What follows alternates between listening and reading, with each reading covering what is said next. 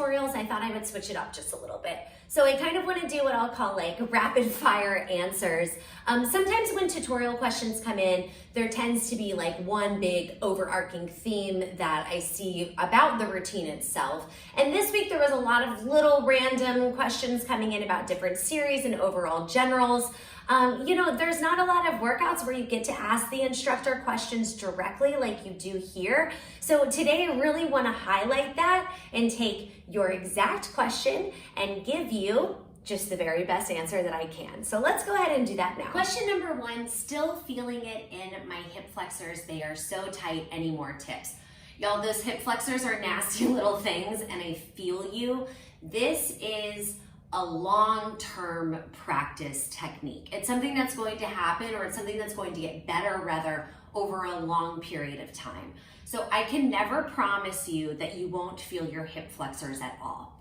I still feel my hip flexors, okay? They are there, they are muscles. What we have to do is we have to try to prevent them from getting overworked, and it takes a lot of adjusting. So on days when I am super, super tight in my hips, I'm constantly wiggling the legs, adjusting through the low belly, letting the knees get a little bit softer, and working to get these muscles to relax.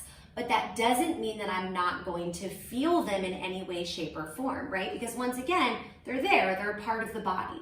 So one of the best things that you can do to alleviate the hip flexors, and we've talked about this quite a bit before, is really focusing in on scooping through the low belly. Because the more that we scoop in from here, the more this muscle gets to lengthen. So a good thought is that my legs or even my feet reach forward while my belly pulls in and back.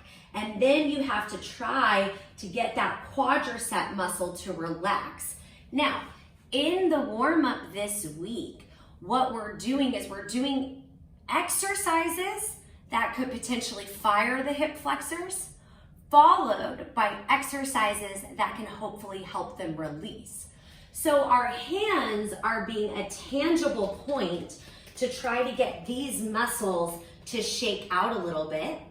Simultaneously, we are thinking about really scooping the belly so we create space in this area. And then I've incorporated some things such as like a butterfly stretch to help you open up the hips there.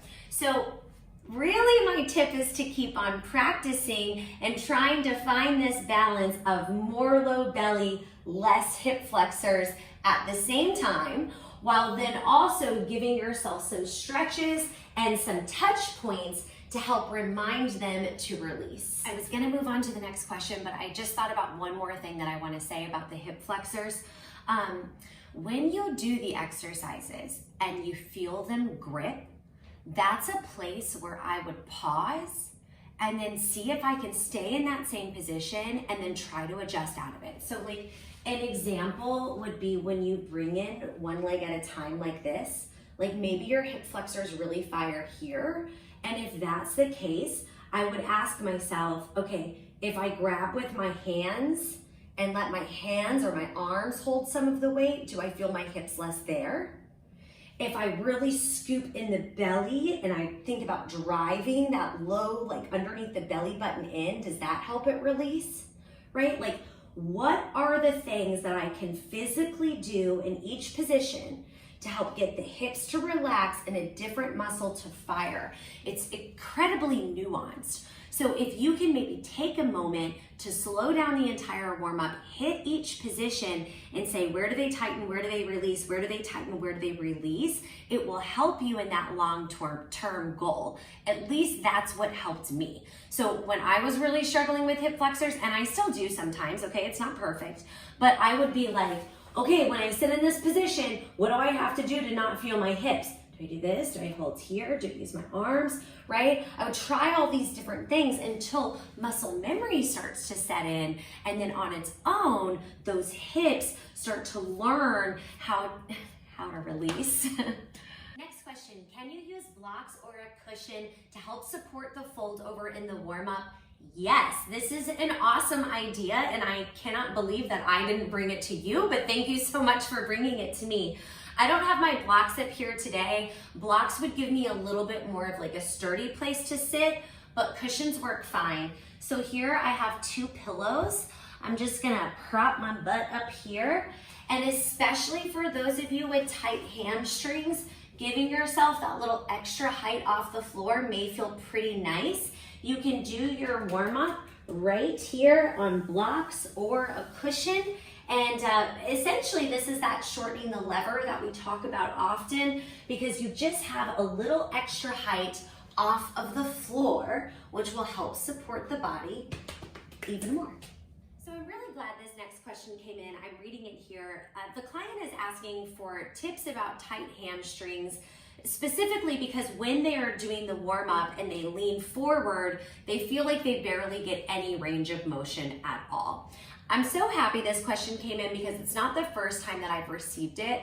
And I think it's really, really important that we make a note that a hamstring stretch has nothing to do with range of motion, okay?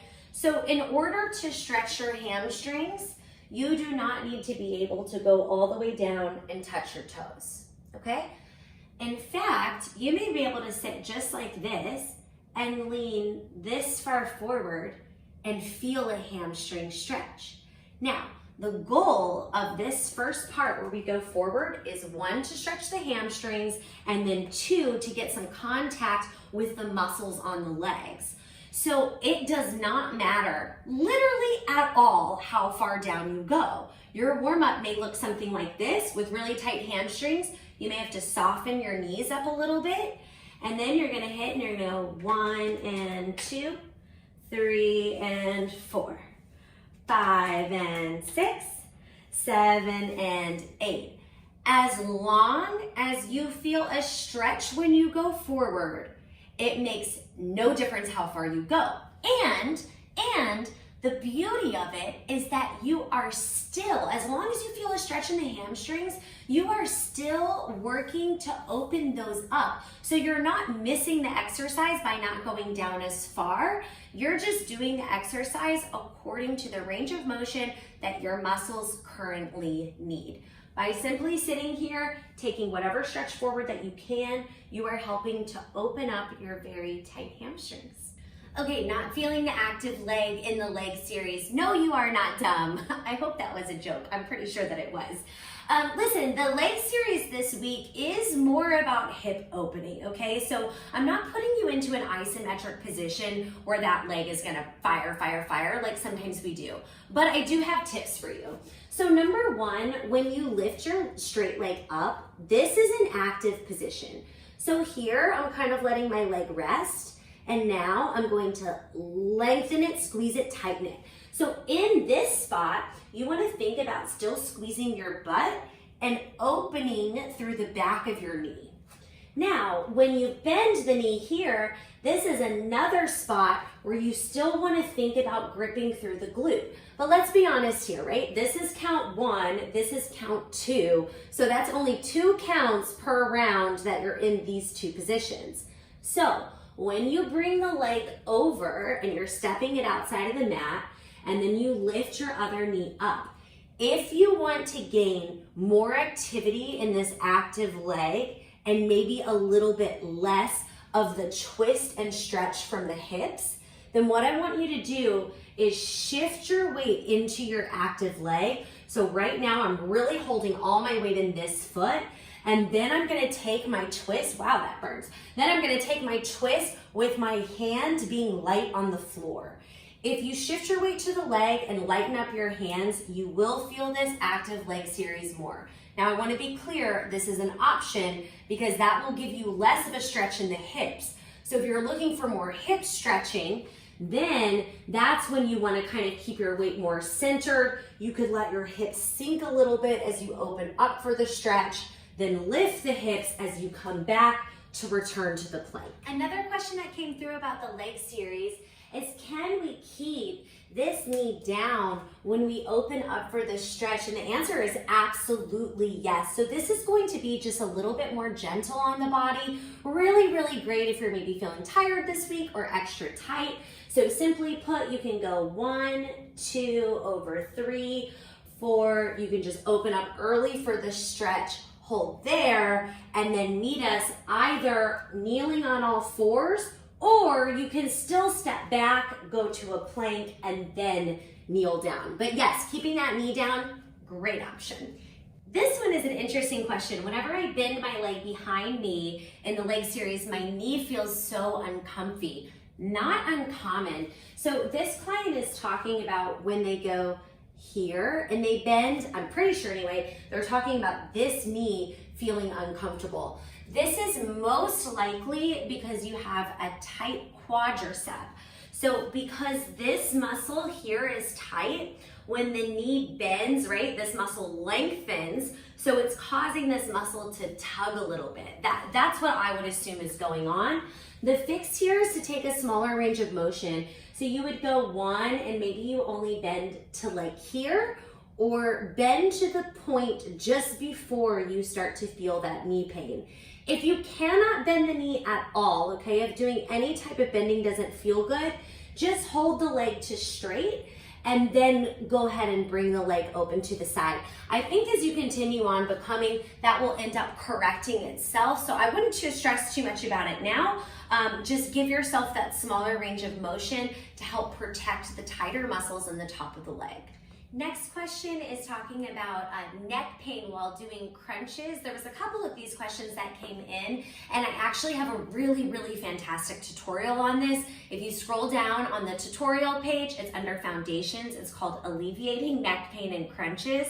I talk about how to hold your head heavy in the hands and instead lift up from the shoulder blades to feel less neck pain. It's one of my favorite techniques to teach, so definitely go check out that one because it will certainly help you here. So this next question is about the hip clicking in the bridge position, and we actually have a really great tutorial on this as well. It's like I'm a mind reader. The tutorial is called Why Does My Hip Pop? So you should definitely check that one out. I will give you a little sneak peek of it though. If I'm laying down here and I'm moving my right leg and it's popping or it's clicking, it is usually because my left side is not stabilized. So it's usually the rib, sometimes the hip, but essentially stabilizing the other part of the body will help the hip not to click. Go ahead and find that tutorial so you can see all the wonderful details about how to protect the hips in something like a single leg raise. Okay, breathing during the oblique series. I think one of the hardest places to keep the breath is anytime you're doing lateral extension work. This tends to be a challenging spot to still figure out how to breathe. So my suggestion is actually going to be focusing on exhaling in 2 different spots. If you focus on a loud, audible exhale, the body will naturally counter it with an inhale. So hopefully you can think less about having to inhale and exhale and just focus on the breathing out. So what I would do is right here when you're coming up, like when the hand lifts and you're coming up, that's your exhale because that's the biggest point of exertion. So it would basically be like an inhale, exhale there. And then when you come into the next part, hands together, I would just spit the air out right there.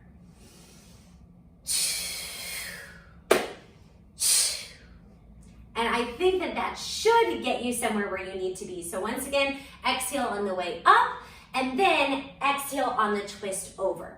Now, before I drop this conversation, I do want to touch just a little bit about overall breathing when it comes to abdominals.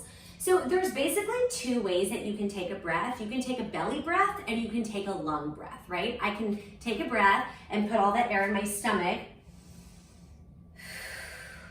or I can take a breath and put that air into my lungs, right? So when we do abdominal type of work, and this is like a little bit more traditional to Pilates itself, so this is the breath we want to take often, we do want to think about keeping our abs pulled in tight and anchored and not taking the belly breath. Instead, taking that breath through the lungs. So abs stay tight, lungs expand. It's helpful if you think from the side of the ribs expand out to the side, and then the abs still stay tight on that exhale and they close back together.